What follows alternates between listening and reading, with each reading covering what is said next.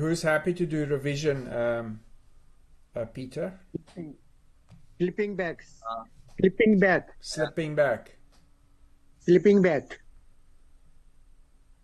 ఎవరైనా Narendra, explain just. Explain చేస్తారు last week the slipping back. Galatians 5:22. Fruits of the 5:16. Yes. 5:26, 22, 23, 24, 25, 26. Yeah, that's right. That's where it comes from. Talks about when we start slipping back. The fruit of soul. అహంకారము, అసూయ ఏ విధంగా ఉంటది? ఈ Yes, మూడు brother. ఉంటే పరలోక రాజ్యానికి చేరలేము. గలతీ రాసిన పత్రిక 5:22-26 నుంచి చెప్పుకున్నాం. అంటే మన ముందు వారం స్లిప్పింగ్ బ్యాక్ అంటే ఏం నేర్చుకున్నాం అంటే, ఒక క్రైస్తవుడు క్రైస్తవత్వంలో వచ్చిన తర్వాత ఎలా మారిపోతున్నారంటే ఈ 3 పాయింట్లు ఎక్కువ. కన్సిట్ అంటే అహంకారంతో, రెండోది ప్రొవోకింగ్ అంటే రెచ్చగొట్టడంతో, మూడోది ఎన్వింగ్ అంటే అసూయతో. ఈ 3 కారణాల వల్ల ఒక క్రైస్తవుడు దేవుడి యొద్ద నుంచి తిరిగి వెళ్ళిపోవడానికి కారణాలు ఈ 3 ఎక్కువగా కనిపిస్తూ ఉంటాయి. అదే చెప్పారు, నశించిపోవడానికి కారణాలు ఈ మూడు ఉంటుంది. Yes brother. And I need Satya గారు మీరు ఏమైనా చెప్తారా? నన్ను చెప్పమంటారా? చెప్పండి చెప్పండి. సత్య గారు, చెప్పండి సత్య గారు. అంటే ఒక క్రైస్తవుడు దేవుని సన్నిధిలోకి వచ్చిన తర్వాత దేవుని యొక్క ఆ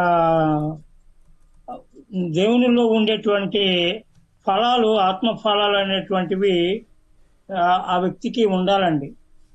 లేని పట్ల ఆ వ్యక్తి నేను క్రైస్తవుని అని అనుకుంటూ అహంకారంతోనూ, తర్వాత రెచ్చగొట్టేటటువంటి విధానంతో, అసూయతో మరి దేవునికి దూరస్తుడై లోకంలో కలిసిపోయేటటువంటి పరిస్థితి వస్తుంది.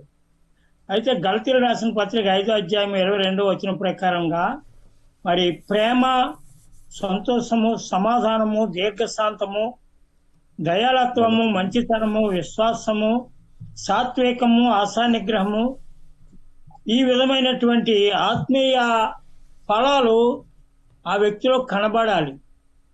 లేకుండా మరి నేను క్రైస్తవుని అయిపోయాను అని అనుకుంటూ ఇతరుల పట్ల అహంకారపు ఆలోచనతో, లేక రెచ్చగొట్టేటటువంటి నాకే తెలుసు వాక్యం అంతా కూడా నేనే బాగా బోధించగలను, చెప్పగలను అనేటువంటి ఉద్దేశం కలిగి మరి ఉన్నప్పుడు ఆ విధమైనటువంటి ప్రవర్తనతో కూడా దేవునికి దూరస్తుడైపోయేటటువంటి పరిస్థితి ఉంది.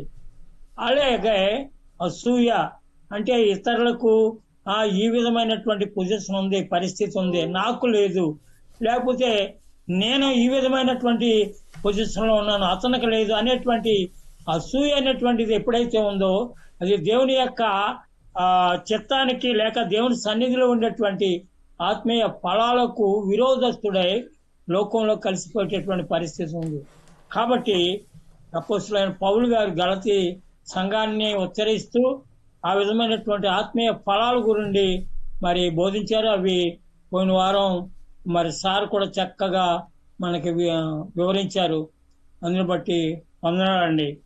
Okay sir. Thank you brother, thank you. వందనాలండి సత్యరాజ్ గారు, చాలా బాగా వివరించారు. Okay. He was review very nicely. Yes. Great job. Thank you very much. Very Okay. much. Okay. Okay.